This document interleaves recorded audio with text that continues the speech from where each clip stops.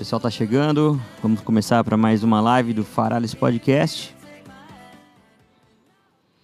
E aí, pessoal, sejam bem-vindos, mais um episódio aqui de Farales Podcast. Hoje com o nosso convidado aqui, Adrian Black. Vai falar um pouquinho da carreira dele com a gente aqui, papear bastante sobre sua vida tripla, né? Escritor, cantor, professor de canto, né? Mas antes de qualquer coisa, se apresente, cara. Seja bem-vindo. Fale quem é Adrian Black aí pro mundo. Fala, galera, beleza? Cara, muito obrigado pelo convite. Vamos lá, Adrian Black. A gente vai pensar mais na parte como professor de canto, cantor de bandas de heavy metal, músico também da noite, acústico. Aí, usando não o nome artístico do heavy metal, mas pensando no nome original, Adriano Cosmo, sou escritor também. Sou fotógrafo. As pessoas perguntam bastante para você se é seu nome artístico. Adriano Cosmo é artístico ou Adrian Black? O pessoal associa o Cosmo ao Cosmo dos Cavaleiros, mas não é. É um nome... É o meu sobrenome mesmo, e eu até falo pra galera, se fosse um nome artístico, eu escolheria um mais bonitinho do que Cosmo. Maravilha. Viu, deixa eu te perguntar, qual que é a sua seu primeiro contato com a música? Como que nasceu hoje o que você faz da sua vida? Tá, meu pai era cantor de música sertaneja, cara. Meu pai já teve dupla quando... Na época, eu acho que eu não era nem nascido quando ele realmente teve dupla. Parou com a vida musical, mas ouvia música desde sempre. Eu cresci ouvindo Beatles, além do sertanejo, né? Beatles, Elvis. Então, eu cresci com rock and roll, cresci com sertanejo raiz daqui. E cantava com meu pai, com meus 3, 4 anos de idade. Cantava com a minha irmã. Daí dei uma parada e voltei só na adolescência. Adolescência você seguiu seu pai do sertanejo mesmo, fez a sua dupla. Olha só, você foi a ovelha negra da família? Ovelha negra da família. a gente tem bastante casos assim, né, cara? Que a gente acaba tendo casos musicais dentro da família, desde a base, né? Você tem um incentivo muitas vezes musical. Mas você acaba seguindo um caminho diferente, né? De falar, onde foi que eu errei? Não é o isso. Clássico dos pais, né? É o clássico mesmo. E aí, como que desenrolou na sua adolescência? Você hoje é cantor, mas você começou com algum instrumento antes de chegar nos vocais? Você já cantava com a galera ali no churrascão da família, né? Mas como que foi esse desenvolvimento seu aí como cantor, o processo que você passou? Essa parte é engraçada também, porque assim, você falou de cantar com a família e tal, cantar. Cara, eu odeio karaokê, desde sempre. Então, eu não cantava com a galera. O mais engraçado é isso. Nessa época que eu parei de cantar de criança para o começo da adolescência, eu só ouvia música. Mas eu gostava de cantar sozinho. Cantava no carro, cantava Mamonas Assassinas todos os dias no carro, porque eu podia ficar sozinho. No chuveiro, garantido também? Garantido também. E comecei no violão, cara. Só que daí, no violão eu era extremamente preguiçoso. E todas as vezes que eu tocava, eu ficava me imaginando cantando. Eu falei, cara, eu acho que meu negócio é cantar, o que eu gosto é isso. Se você tá tocando um instrumento pensando em outro, cara, tem alguma coisa errada nessa equação aí, você tem que ver o que tá acontecendo, né? Exatamente. Eu falei, cara, vou me dedicar à voz. Além de tudo, é muito mais caro você ser um instrumentista. Eu já não tinha grana pra nada, eu falei, vou cantar.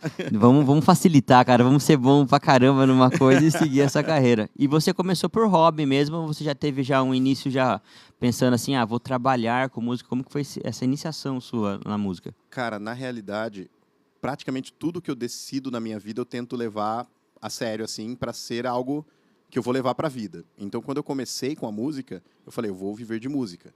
Aí eu lembro que quando eu assisti um show do Angra, ainda em 2001, foi quando eu falei, eu vou fazer isso pro resto da minha vida e não mudo mais, né? Então, eu já tinha decidido que eu iria viver de música, mas ali eu tive a certeza, no show do Angra.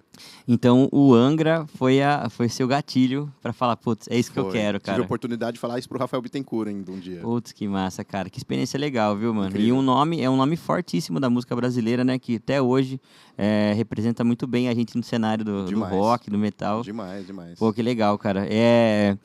O Angra, pra você hoje, ele foi assim, é a sua banda favorita? Você tem um filho favorito? Qual que é seu nicho musical também, né? O Angra é banda do coração. Das primeiras coisas de heavy metal que eu ouvi lá pelos 10 anos de idade, foi ainda... E detalhe, quando eu ouvi não era nem a execução do Angra, era uma música deles, que era Angels Cry ou Carry On, que eles tinham colocado num jogo pirata, assim. Os caras piratearam a música, fizeram em MIDI e colocaram num jogo brasileiro. Caraca, meu. Tipo, zero autorização, não sei nem se o Angra sabe disso hoje, mas algum jogo que eu vi quando eu tinha 10 anos, meu irmão me apresentou. Então, meu irmão me apresentou o heavy metal através do Angra. E Obrigado, depois, irmão. Obrigado, irmão. E depois, através do Maiden. Então, as duas primeiras bandas que eu vi.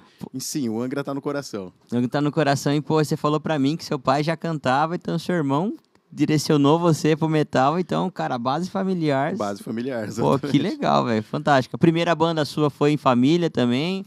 Foi com os amigos da escola? Como que foi? De certa forma, sim, foi com meu primo. Foi com meu primo. Ele começou a tocar violão na mesma época. Como eu falei, eu comecei com violão e falei que não era pra mim. Vendi meu violão pra ele. Investimento, pô. Você Exatamente. forneceu ali um guitarrista pra sua banda Foi ali, pô. tipo isso.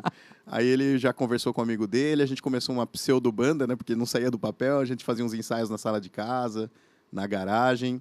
E, cara, dali eu acabei montando outras bandas e oficialmente comecei a minha primeira banda que fez show.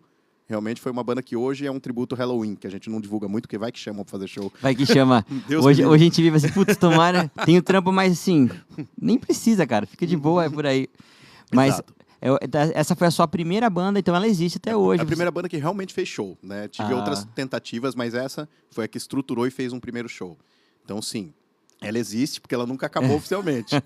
Do nada a gente resolve se É reunir. tipo assim, apertar o botão do Power Hand ali, todo mundo reúne Foi e salva, exatamente isso. salva mais um dia. Em 2018, a gente resolveu fazer um show porque chamaram um bar em São Paulo ia fechar as portas e eles queriam um tributo Halloween. Os caras olharam pra mim, cara, faz 8 anos que a gente não toca, vamos tentar? 8 anos sem tocar juntos, nós fizemos um ensaio e 3 shows. Caraca, velho, que Tudo aventura, tributo, velho. doideira. E esse primeiro projeto dessa banda sua, ele é... Que ano que ele começou? Essa banda, né, que fez show, Essa banda eu que entrei fez em show. 2003. A banda começou em 2002, eu entrei em 2003 nela. 2003? Uhum. Então, cara, é um tempinho sem tocar, hein, bicho? 2003, puxa, jornada pra chegar aqui, hein, cara? Foi, cara. E rolou legal, pessoal, sincronia total ainda. Cara, loucura. Igual andar de bike. Loucura, Andou- foi uma pegada assim. O que aconteceu foi que eu fui o cara que mais teve dificuldade ali, porque eu tava 30 quilos mais gordo. A minha respiração não era mais a mesma e tentando cantar igual moleque, né? Daí eu falei, opa, deixa eu dar uma treinada melhor aqui. Tive que voltar, trabalhar um pouco mais o físico pra aguentar Oxi. mesmo, porque tava difícil, rapaz, respirar. Cara, é difícil, né? Eu imagino, sim, cara. Tenho as minhas sofrências aqui também.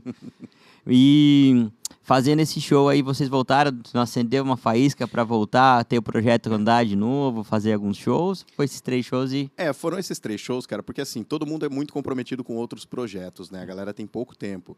E querendo ou não, essa banda, ela fazia música autoral.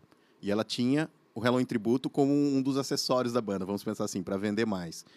Porém, cara, realmente com a correria de todo mundo, a gente parou até com o autoral e o cover virou brincadeira. Aí chamaram a gente para fazer outros shows e tal, mas honestamente... Não acabou rolando, né? honestamente, não é o que eu mais quero nesse momento, ficar fazendo tributo. É, cara. É legal vocês terem certeza do que vocês se propõem a fazer também, né? Uhum. Porque é até respeitoso pelo comprometimento, né? Vocês não vão Isso. aceitar e não vão se entregar para fazer aquele projeto também, né? Exato. É louvável pra caramba isso daí. E desde o começo, a sua primeira banda, você já iniciou no autoral, você começou como cover. Esse tributo mesmo que vocês tocaram, ele já acontecia lá em 2003? Como que foi essa entrada Vocês começaram no metal também, né? Uhum. Como foi esse acesso no metal? Tentaram o caminho difícil do autoral ou começaram pelo que as pessoas mais fazem, que é fazer cover de tributos de outras bandas? Cara, a gente começou com cover no primeiro ensaio já saiu música autoral. Caraca. Ensaio que eu achei que era um teste. Eu pensei, os caras vão testar vários vocais, os caras falaram, cara, não tem ninguém, não, é só você. E a gente já saiu de lá compondo, no primeiro dia mesmo. E até foi engraçado, porque eu tinha sofrido um acidente uns meses antes, um mês e meio antes, eu tinha sofrido um acidente, eu fraturei o fêmur, fui atropelado. Tenho ainda, né, uma placa e 9 parafusos na perna direita. Caraca, Que eu velho. até pedi pro médico colocar a arminha do Robocop na minha coxa, mas ele não colocou. Não é uma RTX que você tem aí, não. E, cara, o médico falou pra mim, ó, antes de 3 meses, não pegue nenhuma muleta. Depois de 3 meses, você pega a muleta e não encosta o pé no chão. Deu um mês e meio, eu comprei uma bengala, encostei o pé no chão, peguei um ônibus e fui fazer o teste nessa banda. Nossa, Que cara. eu não sabia que era teste, que não era teste, né? Eu achava que era, os caras só queriam um vocalista qualquer. Caramba, E velho. eu fui, cara, fui na cara e na coragem, a banda Without Fear. E é a banda que eu falei que ainda mantenho O Que não tributo, acabou, não acabou. Não acabou, mas, né? Não fazemos muito Nossa, shows. perdi um vocalista, veio um senhor com uma bengala. Que é isso que aconteceu aqui, né? Andando igual uma velhinha toda cagada, sabe? Ai, Tipo assim, ó. meu Deus, cara. Mas que história também, velho. É legal, né? A gente tem que burlar as regras às vezes, né? Se a gente viver certinho na regra, a gente não vive, né? Essa é a verdade. Exatamente. Mas que legal, né? Trouxe uma experiência diferente pra você. Trouxe sequela, mas também. É, isso aí deixa em off. Legal, e depois dessa banda, cara, eu sempre pergunto sobre projetos, porque dificilmente você ingressa num projeto só, né? Eu vejo, assim, vocalistas em 2, 3 bandas, baterista, então, nem se fala, né, cara? Tá em 6 bandas tocando. Tecladista, né? Esse é mais raro, hein? Tecladista e baixista. O baixista é o guitarra que não sobrou, Não deu deu vaga. Olha, só tô zoando a minha raça mesmo, meu. Acabando o mundo, bicho. Guitarrista, você chuta uma árvore e cai 5, né? Então, Isso aí você se esbarra com guitarrista na rua aí. baixista, você acha, você casa com o baixista, porque você não quer largar a baixista. Cara. Meu Deus. E desse projeto surgiram outros? Como que foi? Depois dessa jornada sua, eu quero entender, dentro dos projetos, em que momento se profissionalizou ou se manteve-se no hobby, né? Que você falou, o cover era hobby, então em algum momento você falou, não, vou colocar minha cabeça agora que eu estou trabalhando, não estou mais no hobby. Teve essa transição para você também? Como a gente começou já compondo autoral, a gente já não aceitava muito fazer show de graça. A gente, por mais que fosse um cachê ridículo, a gente aceitava um cachezinho. Fizemos, claro, shows grátis, com certeza, mas a gente tentava já pensar de uma forma mais profissional. Então, eu acho que o pensamento de levar aquilo profissionalmente sempre existiu, né? E com outras bandas, eu acabei saindo de vários projetos que eu entrava porque o pessoal não pensava de forma profissional. E eu consegui, em determinado momento da minha vida, focar em viver só de música, que seja com as aulas, ou com projetos acústicos somados às aulas, isso é viver de música ainda, né? Viver ensinando música e fazendo música. Então, não fazia sentido para mim a questão de fazer projetos musicais só por hobby, né? Exatamente, viu? E é coerente pensar assim, como você citou agora mesmo, porque muita gente não tem essa mentalidade, né? A gente sabe, porque eu também fui musicista, passei por bandas, e você ter, tipo, mais que duas, 3 cabeças pensando igual é difícil, viu? Nossa. É um alinhamento bem complicado. E para vocês, nesse projeto, você teve, tipo assim, um show marcante, um show que foi um divisor de águas para você? A partir desse show, todo mundo meio que alinhou o pensamento e vocês foram atrás de um objetivo em comum? Cara, eu acho que eu não diria nem o show. Eu diria que o que fez isso com a gente foi literalmente quando nós terminamos a primeira composição. Eu acho que foi aquilo que uniu a banda num sentido de, cara, a gente realmente gosta e a gente leva jeito pra isso, né? Só que a gente compunha, cara, e a gente gravava em casa de maneiras muito arcaicas. Nossa, cara, microfone de karaokê era usado para gravar tudo. Bateria, guitarra, a voz. Era um microfone horrível, daqueles karaokezinhos bem antigos, né? Estamos falando de 2003, 2004 e tal. E eu já era o fio embutido ainda, né? Que eu nem tenho. Isso. Já era uma banda muito pobre, tá? Deixa bem claro isso. A nossa bateria, que a gente apelidou de Tony Uka e Mira Monster, é uma piada interna nossa lá.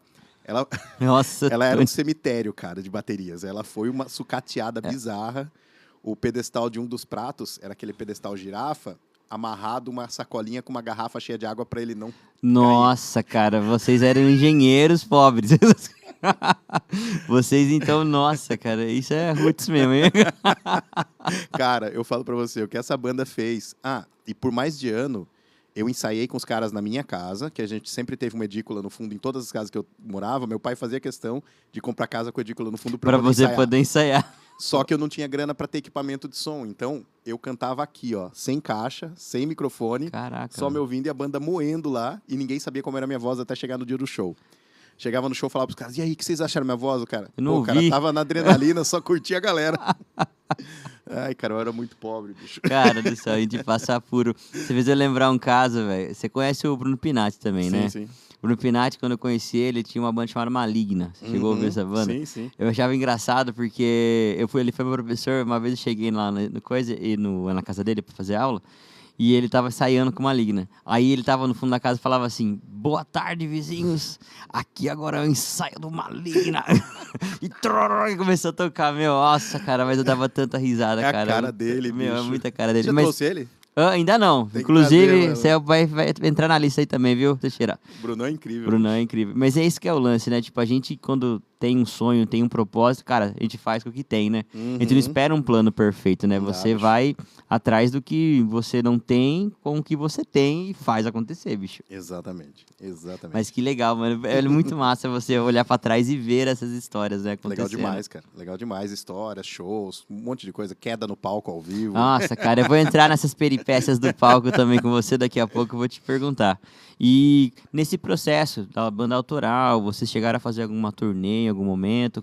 Porque assim, a gente sabe que a banda, ela requer um tempo para você se dedicar para ela, né? Você tem que fazer de repente um show, um conjunto de shows que são em outras cidades, e Uhum. dificilmente você tem esse tempo totalmente para a banda, né? Todo mundo tem uma vida, Uhum. né? Além do músico ali tocando, Para né? sustentar a música, a gente arruma outro emprego, É, normalmente, né? basicamente isso, né? E vocês chegaram a fazer alguma turnê, alguma coisa Cara, assim? não. A gente rodava só as cidades da região e é até engraçado porque teve através daqueles sites, tipo os Metal Archives da vida, um monte de doideira, teve gente de fora que conheceu a gente e começou a querer fazer entrevista.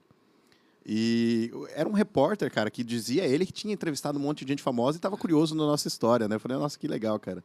Só que juro pra você que agora eu não tenho a menor ideia do que aconteceu que a gente não fez essa entrevista. Olha Não só. vem pra minha cabeça o que aconteceu. A gente simplesmente perdeu essa chance, tá ligado?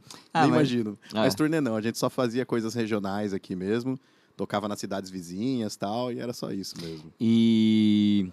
É, cara, a gente tem as limitações, né? Uhum. E tem como que fala? Tem escolhas que a gente não entende até hoje. Eu tenho as minhas também. Sim. De vez em quando fala, pô, cara, por quê, velho? É, Mas assombram a não gente. lembro, né? Sim. Mas é isso.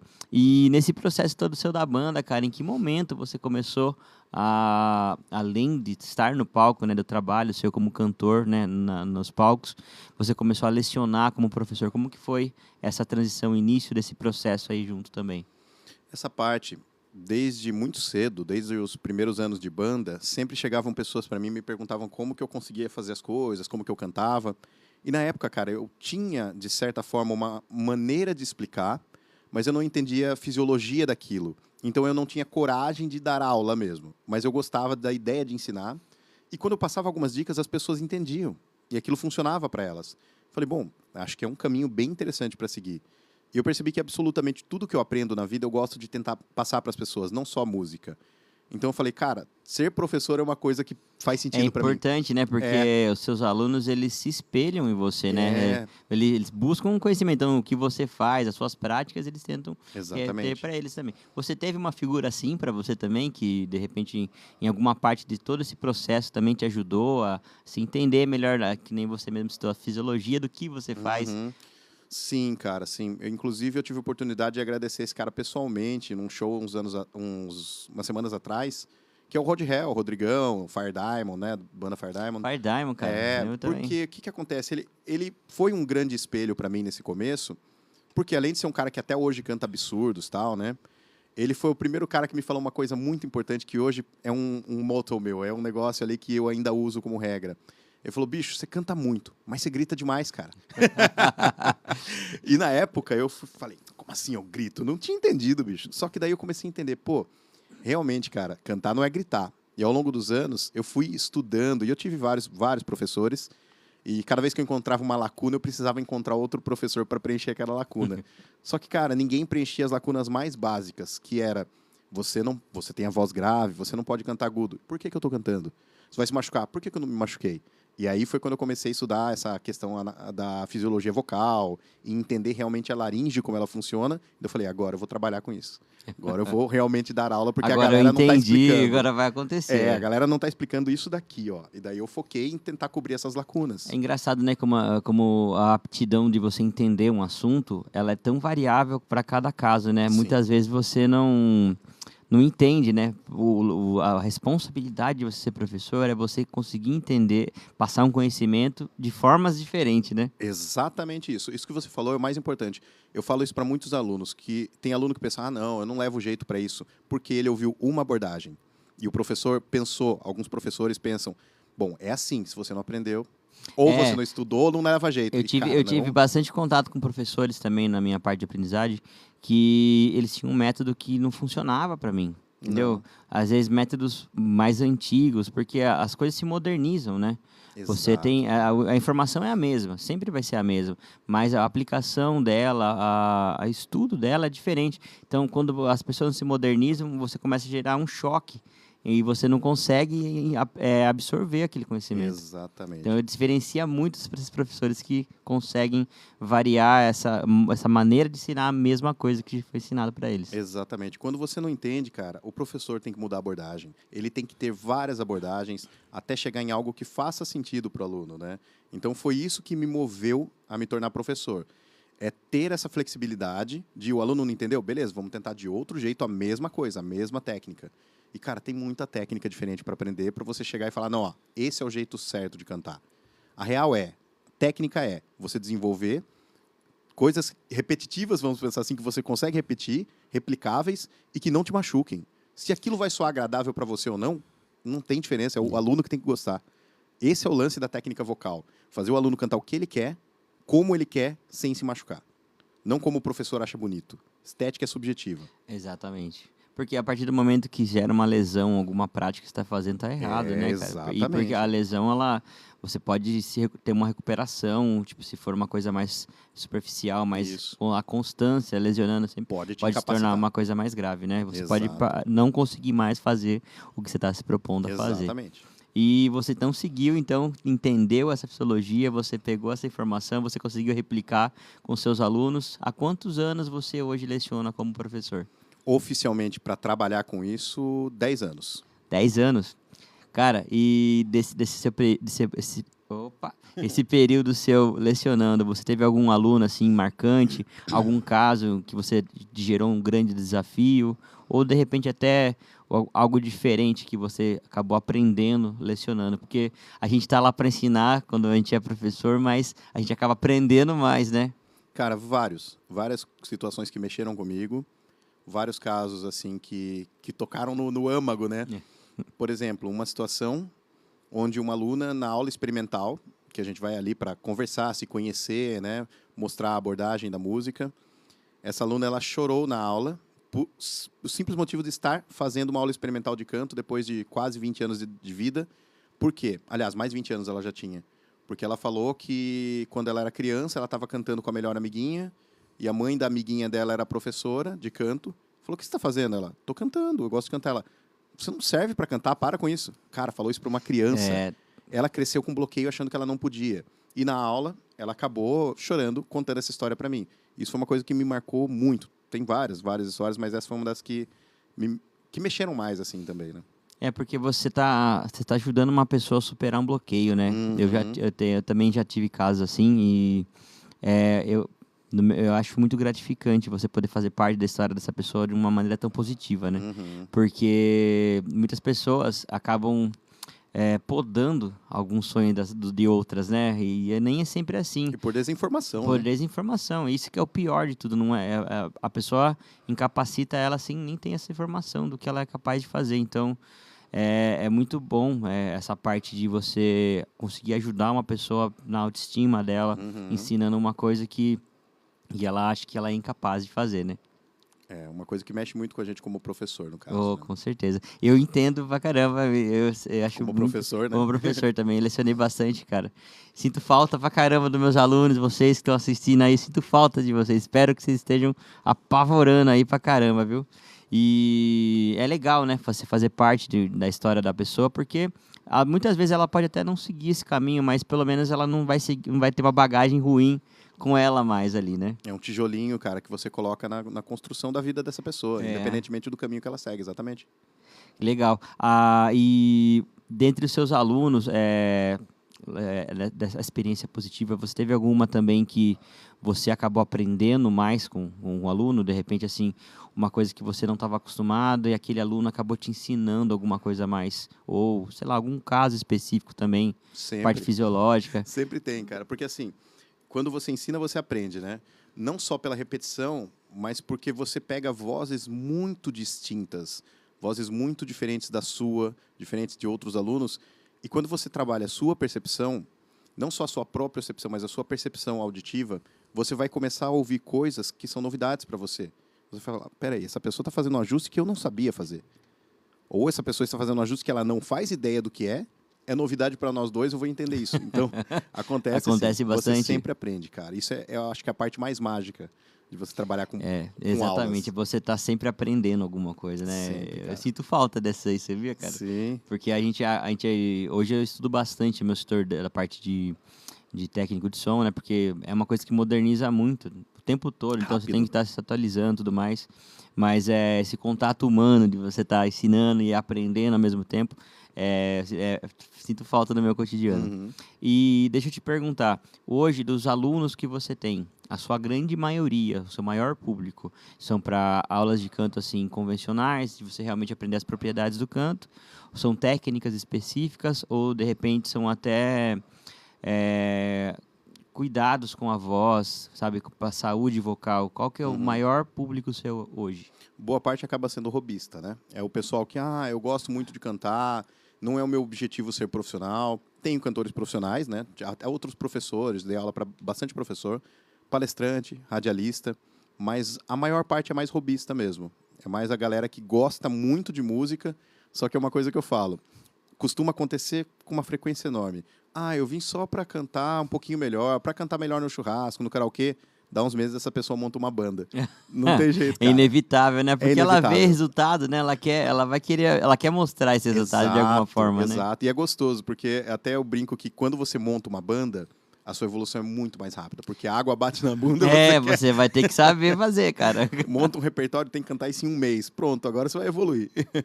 Cara, e é o que você falou, meu, vem uma pressão junto, porque quem monta a banda quer tocar. Dificilmente você vai querer montar a banda só por hobby ali pra não mostrar pra ninguém. E acaba atropelando. Isso você acha positivo ou você acha negativo uma pessoa que está estudando já montar uma banda de cara assim e já querer se apresentar, no caso, né? Eu acho que isso daí... Conceito de professor, aí eu tô te perguntando agora. Eu acho que isso daí, cara, ela tem sempre um lado positivo, mas você tem que saber o que você vai fazer exatamente, onde você vai se enfiar.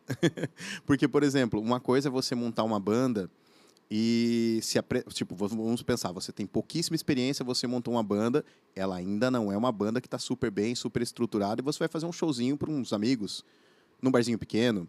Outra coisa é você querer estruturar aquilo, vender com um cachê já mais, isso é a banda tal, nós fazemos eventos, aí eu acho um pouco mais complicado. É difícil porque você vai estar duas coisas, você pode correr o risco de se prejudicar, porque você vai, de repente, querer ter uma performance boa, né, para a altura do que você está vendendo, e você não tem esse preparo, não é incapaz, é o preparo para fazer aquilo. Exato. É onde você pode se lesionar também, né? Pode se queimar também, né? Você pode queimar cartucho, né? Tipo assim, uma oportunidade que seria algo positivo para sua carreira, você acaba queimando cartucho e não dá em nada, e você pode se frustrar com isso, né? Pode fechar uma porta. Exatamente. E eu também eu concordo com você que essa é uma parte que é perigosa, né? É perigosa, né? Mas eu acredito muito que o fato de você ser cantor, você está estudando para fazer shows e tudo mais, e você ter contato com outros instrumentos ajuda muito, né? Nossa, muito. Porque uma coisa é você cantar sozinho, né? Com um playback, muitas vezes, ou um metrônomo, mas realmente você tocar com uma banda onde você tem variações de dinâmica, tem dificuldades de outros músicos também, né? Assim como você tem uma dificuldade no seu instrumento, ele também pode ter no dele. Então você espera um plano perfeito, aquilo não vem, cara.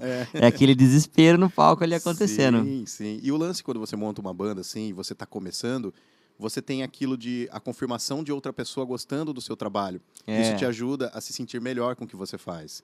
Uma coisa é você se gravar no quarto, tocando seu violãozinho, ver o vídeo depois e falar, tá legalzinho, vou postar. Outra coisa é uma pessoa tocando violão e aceitar tocar com você. Porque você pode pensar, bom, se a pessoa está aceitando, ela não está se queimando, né?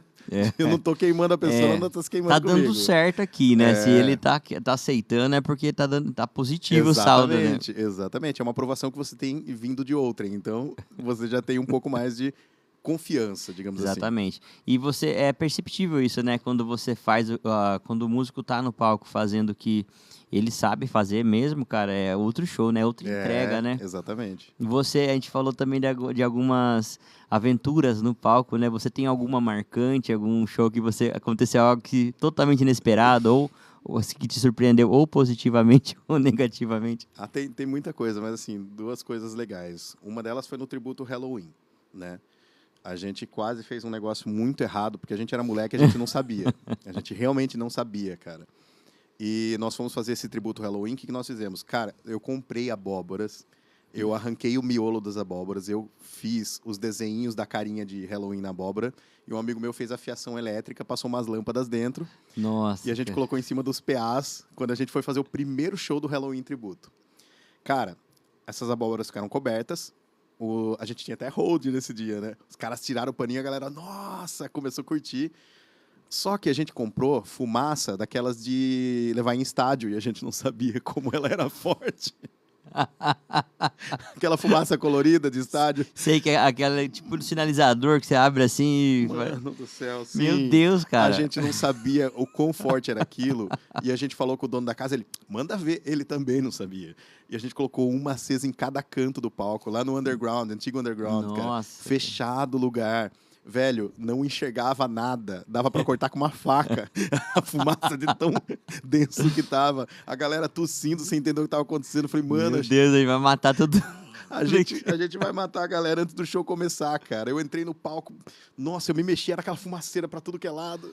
Essa foi uma coisa. E outra que eu acho que é muito legal também... Caraca. Pensa assim, na época eu pesava 30 quilos a menos, então tinha mais agilidade, né? E fora a idade. Uma amiga minha falou assim, ela tava no backstage ali, né? Ela, e aí, cara, como que você vai entrar no palco hoje? Aí, ai, meu Deus do céu. a banda tava na intro já lá, né? Esperando só o vocalzão entrar, né? Ai, cara, o vocal é tudo gosta de aparecer nessas horas, né? Apesar de eu ser tímido, eu adoro fazer essa parte. Eu falei, não, ó, ela com a câmera aqui pra fotografar. Pena que eu não trouxe a foto. Ai, cara, eu vou querer essa foto depois, viu? Ela falou assim, ó, eu falei, eu vou entrar correndo, vou pisar no palco da bateria, vou espacar no ar, na hora que eu cair eu pego o pedestal e começo a cantar. Meu Deus, cara. Eu normalmente fazia Roda um D20 aí pra ver. Roda um D20 acrobacia, quero ver. Caiu mano. eu tive um erro crítico, cara do céu. Velho, na hora que eu corri, foi tão bonito de ver, porque assim, eu fui esticar a perna direita pra pisar no palco da bateria, e aí eu lembrei de uma coisa que eu achei que já tinha passado.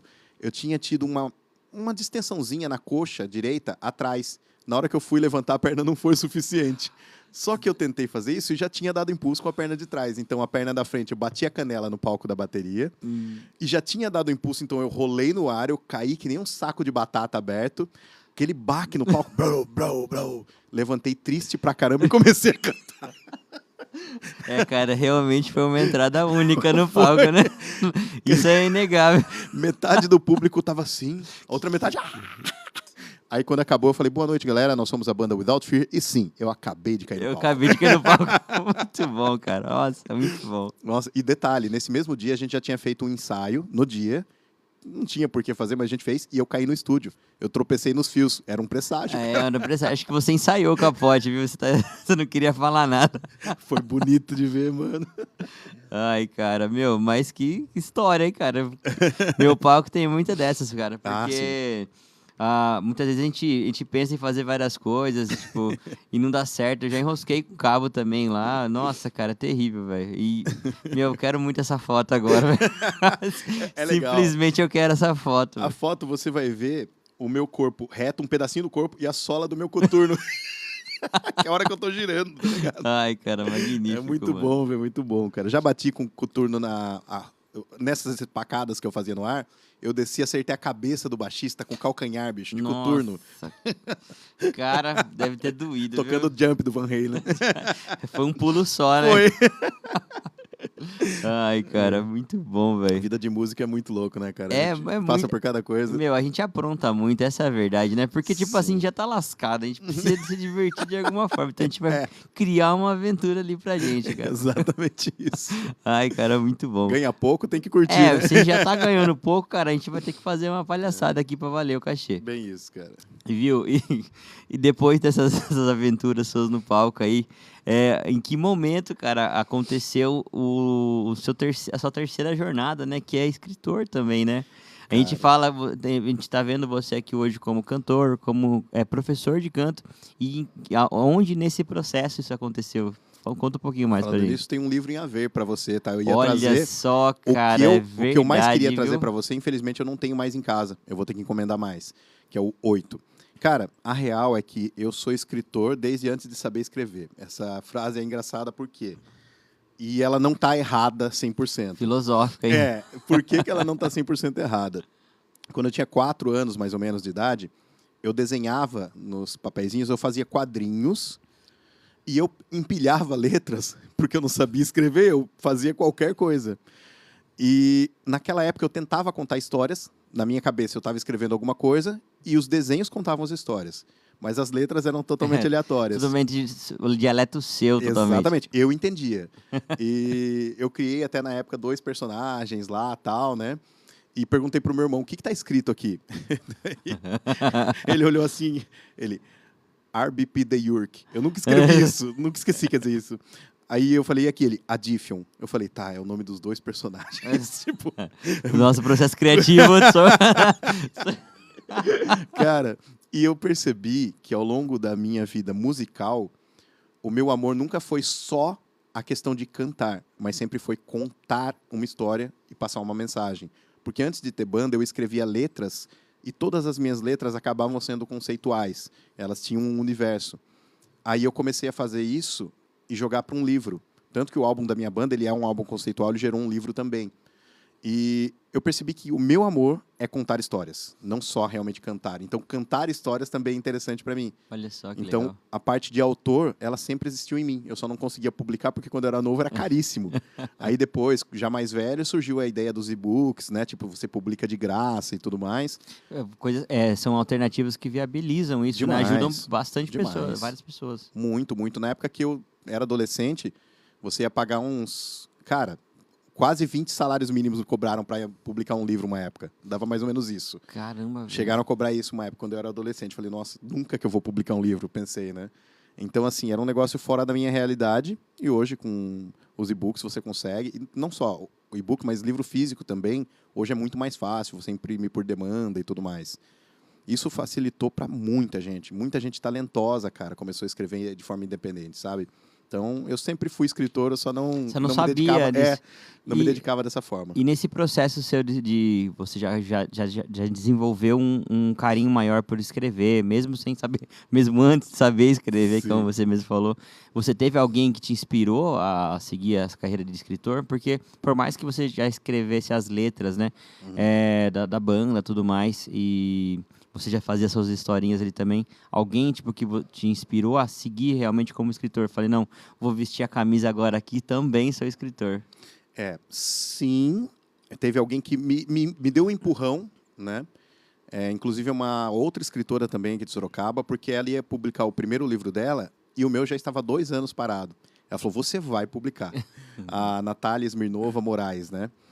Não lembro se mudou a ordem agora, mas nós somos padrinhos de casamento um do outro. Ela é a esposa do guitarrista da minha banda, da Anderúvios, né? Então, assim, ela é uma pessoa absurdamente talentosa e ela falou, você vai publicar esse book, sim. Eu falei, pô, não, em algum momento ela, não, até novembro. Olha, ela colocou se uma data, vira aí, cara, você vai publicar sim. Então, ela deu esse empurrãozinho. Agora, eu tive uma outra motivação para começar a escrever, que foi a depressão. Na adolescência, o que me trouxe um pouco de fuga era criar um mundo na minha cabeça. Esse mundo era um mundo de RPG, de certa forma. Putz, que legal. E com isso, eu comecei, sem perceber, eu começava a andar num mundo, imaginando, né?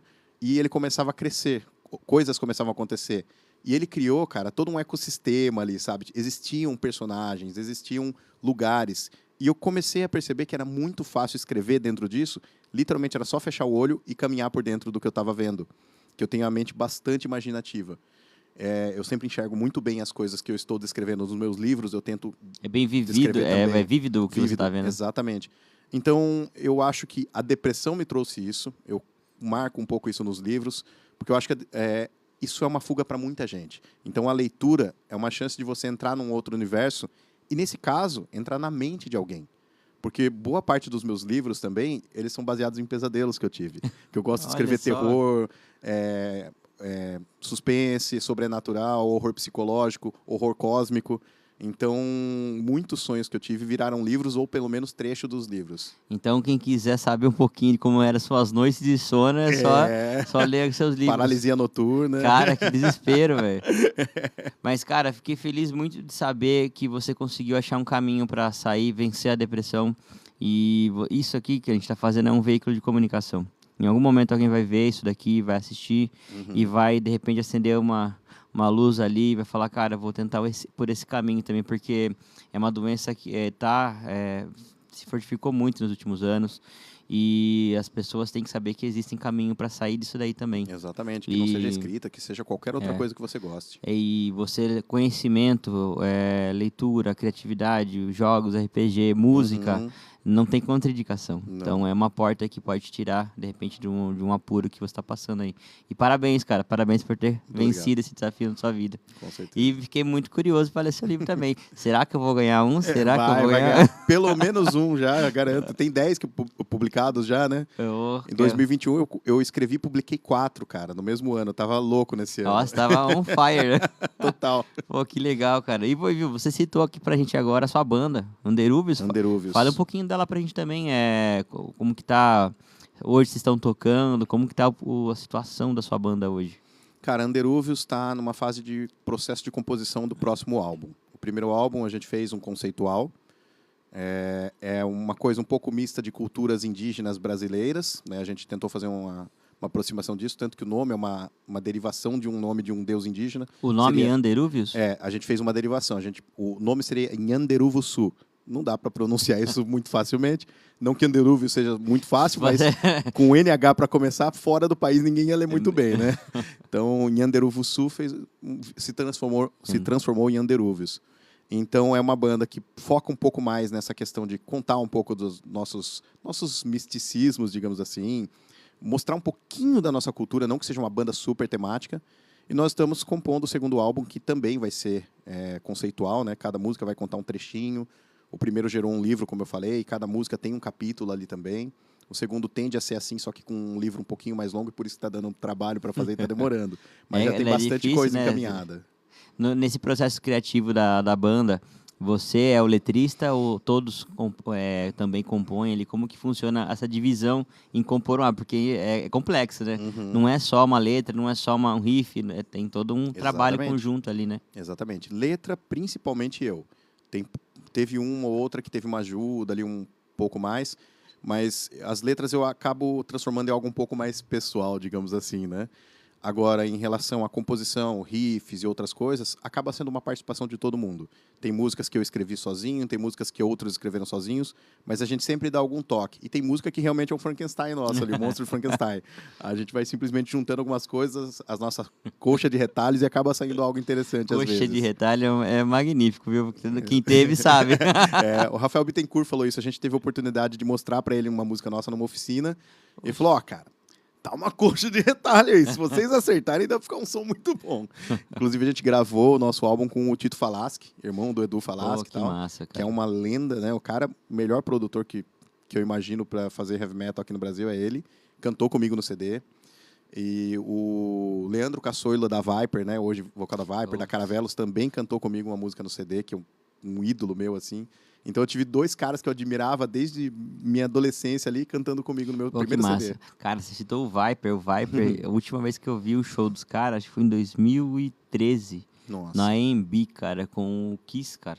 Nossa cara, senhora. A experiência foi legal demais, Com inclusive. certeza. Você falou na cabeça aqui. Trouxe a memória. Que massa, cara. Que legal você ter essa experiência com essas pessoas, porque são incríveis, né? Eles acabam se tornando lendas aqui da nossa Sim. Cultura brasileira, que o Brasil ele é muito forte também no metal, né? Muito. E é muito legal o trabalho que vocês estão fazendo, porque a nossa cultura ela é também riquíssima, né? E muito. pouco explorada.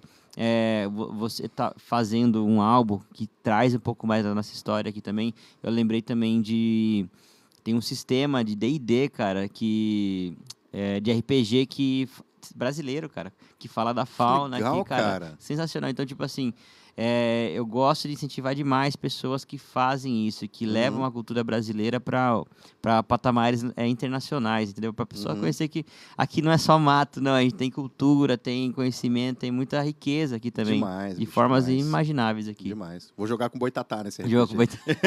Ele é um dos personagens que tem lá, viu, cara? Imagino. Mula sem cabeça, Curupira, tem tudo lá, viu? Cara, o brasileiro ele é absurdamente criativo. E nós aqui, a gente consegue se virar com quase nada. Então, quando os brasileiros eles vão para fora, eles são muito admirados normalmente em qualquer área. Porque eles se viram com coisas que ninguém consegue fazer. A gente vive no modo hard aqui, cara. Não tem modo easy pra gente. É tudo mais caro, é tudo mais difícil de ter. A gente faz pedestal, mano, com um contrapeso pra poder ensaiar aqui, velho. Não é pouca coisa, não. A gente tem que fazer acontecer, né, mano? Cara, eu falo, eu tenho um revés ainda, que eu sou canhoto, né? Então, você vai comprar um violão, primeiro que você não escolhe marca, não escolhe modelo, não escolhe cor, e ainda paga uns 40% mais caro. Nossa senhora. As opções são mínimas, né, cara? Nossa, velho cara, do céu. eu lembro que a gente passou uma vez fazer, acho que foto, né? Só que você teve uma fase de fotógrafo também, né? Sim, sim. E eu falei, nossa, que violão da hora. Fui pegar, falei, mas tá errado isso aqui, cara. É que eu sou canhoto. Falei, nossa, cara, você vive num hard mesmo, viu, cara? Irmão, até para abrir portas, você tem que abrir diferente por você ser canhoto. Bagulho louco. Mas, por exemplo, abridor de latas. Eu vejo canhoto que não consegue usar um abridor de lata. Eu uso de qualquer forma. Para mim, eu uso com a mão direita, com a esquerda. Cortar, eu corto com qualquer uma das mãos, porque você se adapta muitas vezes. Você pega lá a turma, canhoto no futebol é muito habilidoso. É nada, o canhoto é acostumado a sair pro lado contrário. E você não tá esperando. É só por isso que ele tem vantagem, que a maioria é dessa. Ele vai sair pro lado bom dele. Na luta acontece muito. Agora, a hora que um canhoto troca a base, aí você se preocupa. Porque ele treinou do outro lado também. Aí, meu irmão. Aí o negócio fica complicado, entendeu? Complicou pra você, viu? Cara, mas é legal. Eu tô ansioso pra saber também sobre esse segundo álbum que tem data, tem uma previsão. Não tem data ainda, cara. A gente vai finalizar ainda essa parte da história. Tem bastante coisa encaminhada em termos de música, estruturalmente falando, né? Eu tô compondo boa parte das músicas agora também. Então, não posso dar uma data. Mas eu acredito que até o final desse ano todo o trabalho vai estar pronto. Não sei se a gravação vai estar pronta. Mas os sons vão estar todos prontos até o final desse ano, com certeza. Oh, que legal. Então, entre expectativa aí 2026 é o álbum para vocês. Eu acho que sim. A expectativa da banda você consegue falar pra gente uma amostrinha do que vai ter aí? Vocês vão explorar ainda esse universo da cultura indígena aqui do Brasil? Ainda vai sequência do primeiro álbum? Isso. Na realidade, o primeiro álbum, qual que foi a ideia? Ele é uma história sobre destruição e recriação do universo, né? Com base nos pensamentos indígenas e tudo mais. O nome do primeiro álbum é Painter of the Universe, e a ideia dele seria o Deus que se auto-pintou, que se auto-criou através da pintura. Então, um negócio meio cíclico, né? O segundo álbum, ele vai continuar um pouco nessa ideia, mas ele vem para contar um desfecho do que aconteceu no primeiro álbum, que ele deixa muitas ideias em aberto, para você escolher o seu final, digamos assim, né?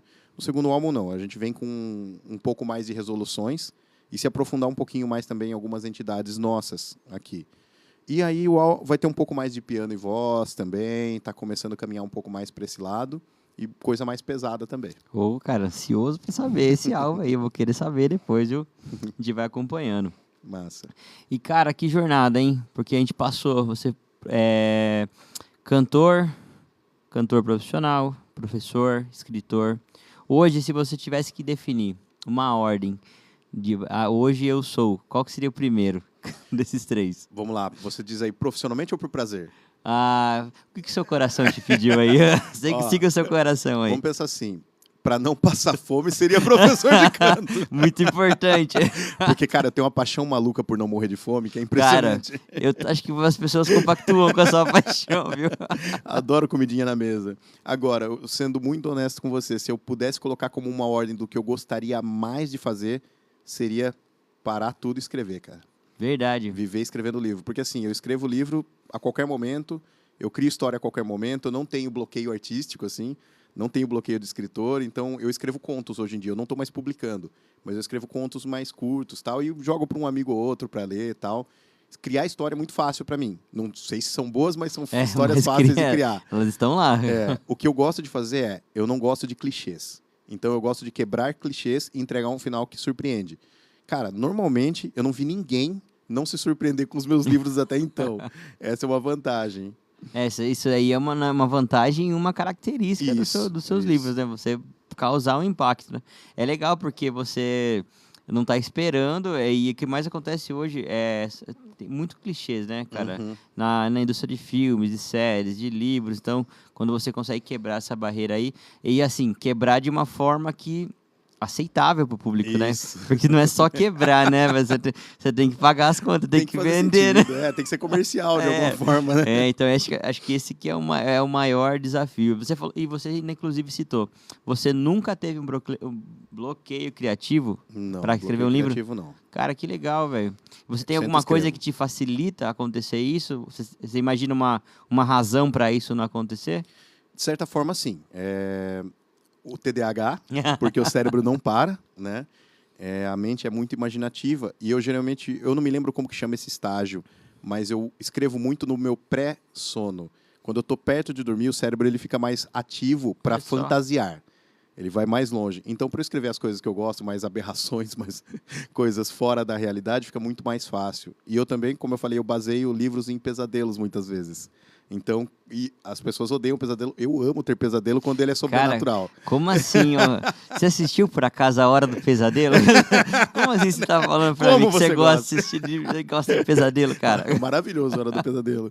Mas, cara, sim, eu gosto... Quando são pesadelos com criaturas, monstros, demônios e tudo mais, cara, é o que eu mais gosto. Eu acordo feliz. Brincadeira, rapaz. Acordo e escrevo. Eu vou ter pesadelo em casa, eu vou ligar pra você, Adriano. Você tá me complicando aqui, viu, cara? Depois do nosso papo me complicou, viu? Cara, juro pra você, eu tinha muita paralisia noturna. Cara, e é o momento que o cérebro não sabe ainda o que está acontecendo, então ele coloca coisas ruins na sua cabeça, né? Os pensamentos de algo ruim está acontecendo. Velho, o que eu já escrevi com coisa de paralisia noturna e tudo mais. Cara, você sabe que eu tinha também isso aí, velho? Porque, não sei qual é que é, cara. Inclusive, faz muito tempo que eu não tenho. Aquele lance de você acordar, não conseguir se mexer. Assusta, cara, sinistro, velho. Eu acho que a Jenny, cara, presenciou, tipo, umas 3, 4 vezes, assim, e ela me salvou, né? Cara, porque tinha alguma coisa vindo ali me pegar, velho. Meu Deus, que pânico, bicho. Cara, é assustador, assim. Hoje em dia, se eu tiver, porque eu não tenho muito tempo, mas quando eu tenho, cara, eu deito e durmo. Se eu ver alguma coisa, eu mando descansar e vou dormir, cara, tá eu quero essa paz sua aí pra mim. Mas sabe o que me dá um pouquinho, por favor. Quando eu era moleque, que eu comecei a ter paralisia noturna, velho, lembra lá, eu sempre fui muito sem grana. Eu não tinha internet, eu não tinha nada. Então, nem vem não, entidade, eu tô sem dinheiro, eu tenho que trabalhar, não vem não. Então eu não tinha nem como pesquisar o que era aquilo. E pensa, minha família vem do Nordeste. É aquela galera cheia de misticismo e tudo mais. Paralisia noturna é uma criatura que tá te segurando. Velho, botaram medo na minha cabeça. Todo mundo, eu tenho esse medo até hoje. A turma fala que é algo que quer aparecer, ela tira a sua energia pra poder... Por isso que você não consegue se mexer, né? É a mesma história, né? Íncubos e súcubos. Meu Deus do céu, cara. Deus o livre. E o que acontece? Hoje, quando você, estuda sobre isso, cara, ciência explica facilmente. Então, uma vez que eu tenho explicações científicas para essas coisas, eu não tenho mais medo. Não dá nenhum tipo de preocupação. Só me dá inspiração para escrever. Caramba, então, se eu seguisse sua linha de raciocínio, eu ia ter escrito alguns livros aí, porra, das paralisias que eu tô perdendo de ganhar dinheiro, gente. Perdendo. Poxa, meu. Cara, que legal, velho, que legal. Isso é o conceito que você tem de passar uma dificuldade, um pesadelo, um susto, digamos assim, um medo, e tornar isso algo positivo, cara, é muito legal, cara. É legal porque não importa a dificuldade que você esteja passando, você consegue ter um aproveitamento daquilo, tornar aquilo em algo positivo para você, né? Exatamente. Então, vocês aí que estão tendo paralisia, vão escrever um livro, cara. Torna isso uma coisa positiva, pô. Cara, é uma maneira de você vencer também. Isso aí, eu ia chegar nesse ponto mesmo, porque é uma maneira de você superar um obstáculo. Porque hoje você lida muito bem com isso. Isso não te assombra de forma alguma, né? Então, o pesadelo virou uma coisa positiva pra você. Pior que é. Tipo assim, hoje tem pesadelo. Hoje é totalmente uma abordagem diferente, né, cara? É tipo maratonar uma série pra mim. E, cara, eu tenho sonhos que são recorrentes. Então, às vezes eu sonho... Esse episódio eu gosto. são no mesmo universo ali, tá ligado? Caramba, meu. Então, a sua noite é tipo uma prateleira. Isso. Ufa! De filme. Hoje vai ser esse aqui, ó. Eu vou mandar um conto pra você que esse não tá publicado, chama Prateleira dos Esquecidos. Você falou prateleira, eu lembrei aí. Obrigado por falar essa palavra difícil, viu? Que ela quase me venceu. Prateleira Leira. Cabeleireira Leila. Cabeleireira Leila. Mó trava-língua, velho.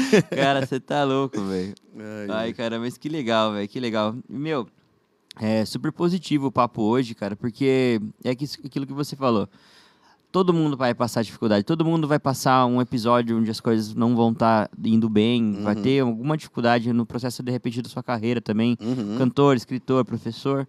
E é legal você tornar experiências ruins em energias positivas, né? Porque isso gera uma motivação para você seguir em frente e superar esses obstáculos, né? Sim, só de ser brasileiro a gente já É, tem vários a obstáculos. gente já tá superando vários. Né?